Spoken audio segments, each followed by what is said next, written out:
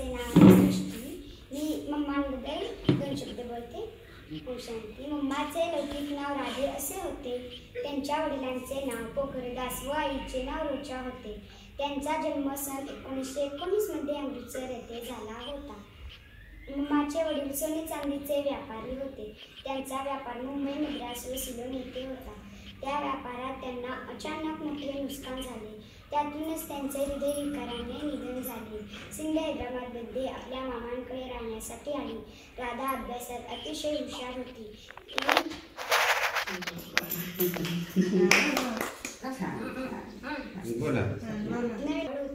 ती मॅट्रिकपर्यंत शिकली.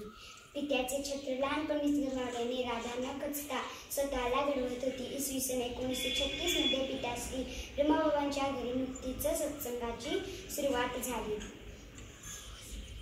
त्या सत्संगात राधेची आई व मावशी या दोघी जात होत्या. नियमित सत्संग केल्याने त्यांच्या जीवनातील दुःख नाहीसे झाले होते व त्या आनंदी राहू लागल्या होत्या. हे पाहून राधेला आश्चर्य वाटले. तिचं कुतूहल जागृत झालं. ती देखील आईसोबत सत्संगात गेली. तिला पाहून पिताश्री ब्रह्मबाबांना अलौकिक वारस मिळण्याचा परमानंद झाला. तसेच राधेलाही अलौकिक पिता मिळण्याचा अनुभव झाला. त्यावेळी राधेचे 17 वर्षे सहजिकच. या वयात राधेच्या घरात तिच्या लग्नाच्या गोष्टी चालू होत्या. एकदा बाबांनी मम्माला विचारले की तू भविष्यात श्रीलक्ष्मी बनशील. त्या क्षणापासून मम्माचा चेहरा व चलन या दोन्ही गोष्टी पूर्णतः बदलून गेल्या. मला सर्व गुण संपन्न बनायचे आहे व सर्वांचे गुण पाहायचे आहे व गुणांचे दान करायचे आहे. हे 3 गोष्टी त्यांनी धारणा पक्की केली. त्यामुळे त्यांनी इतरांपेक्षा वयाने जरी कमी असेल तर सर्वजण त्यांना मोठ्या प्रेमाने मम्मा म्हणत असत. मम्माची आई सुद्धा मम्माला मम्मा म्हणत असत. मम्मा सदैव एकांत राहत. रोज सकाळी पहाटे 2 वाजता एकांतात बसून ती शिवबाबाची प्रेमभरे आठवण करीत. त्या पुरुषार्थामुळेच त्यांच्या संपूर्ण स्वरूपांचा साक्षात्कार कित्येकांना होत असे. देहत्याग करणार हे कोणाच्याही मनात आले नव्हते.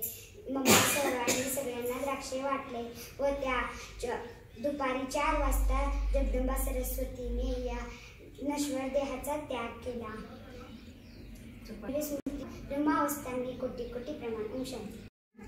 आज हम सब यहाँ पे जो अपने परम प्यारी माता भगवती सरस्वती जगदम, जिन्हें हम प्यार से मम्मा बोलते हैं, उनका 56वां स्मृति दिन याद करने के लिए एक जगह आए हुए हैं.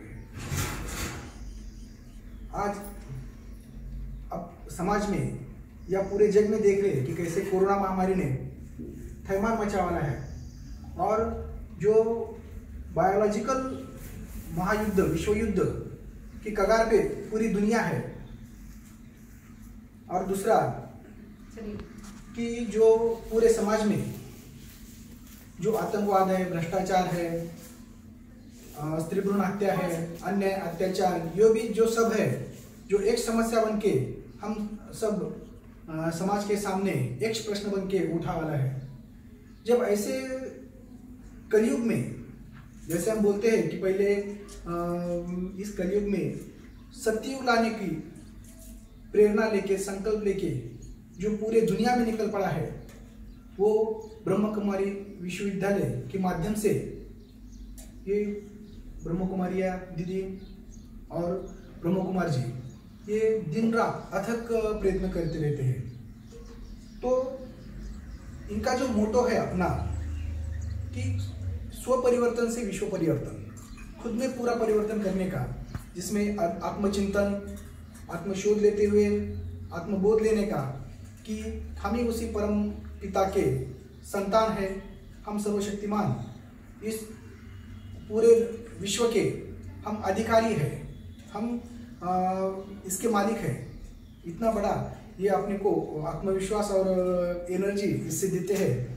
और मैं एक परम पवित्र शांतिपूर्ण आत्मा हूँ, ऐसा ओम शांति के माध्यम से खुद को और पूरे दुनिया को एहसास दिलाने का काम ब्रह्म कुमारी विश्वविद्यालय के माध्यम से पूरे विश्व में शुरू है।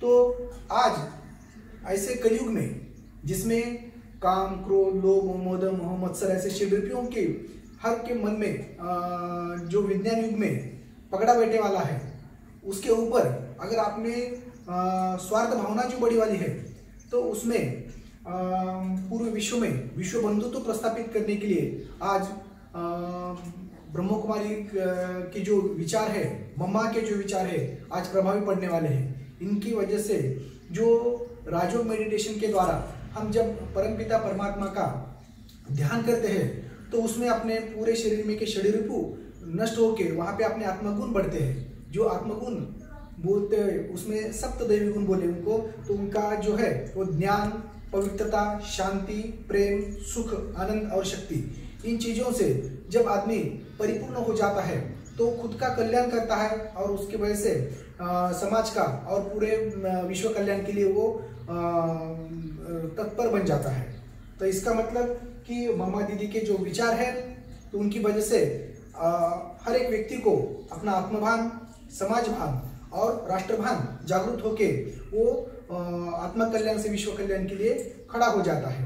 तो ये ऐसे परम परोपकारी विचारों के सामने हम नतमस्तक होके उनको जो भावपूर्ण श्रद्धांजलि अर्पण करने वाले हैं, तो उनके विचार का अपन पालन करके, उनका अभ्यास करके, उनके अपने जीवन में अंगीकार करके हम दूसरों को भी अंगीकार करने के लिए प्रोत्साहन देंगे और अपने शरीर के स्वास्थ्य के साथ अपने मन का स्वास्थ्य और मन की स्वच्छता करने के लिए हम हफ्ते में एक बार तो कम से कम अपने नजदीक के ब्रह्म कुमारी सेंटर में जाके राजयोग मेडिटेशन सीख के वहाँ पे आशीर्वाद लेके ब्रह्मा बाबा का, शिव बाबा का और मम्मा दीदी का, और वहाँ पे जो भी अपने ब्रह्म कुमारियाँ और भाई लोग हैं उनके साथ थोड़ा वक्त बिता के अपने मन की शुद्धि अगर करेंगे तो अपने जो भी आजकल डिसीजेस हो रहे हैं, नॉन कम्युनिकेबल डिसीजेस, उसे बोलते हो साइकोसोमेटिक डिसऑर्डर्स,